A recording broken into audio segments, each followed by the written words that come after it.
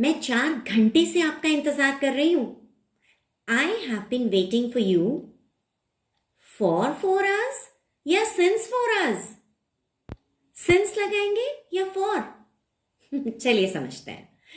Since is used for a point of time. Since एक point of time के लिए use होता है और फॉर एक पीरियड ऑफ टाइम के लिए यूज होता है। since 6 o'clock, since 1995, since 2nd June, since Thursday, since March, since last year, since 2020, since 4 o'clock, एक पॉइंट ऑफ टाइम। फॉर एक पीरियड ऑफ टाइम के लिए यूज होता है, इतना लंबा समय।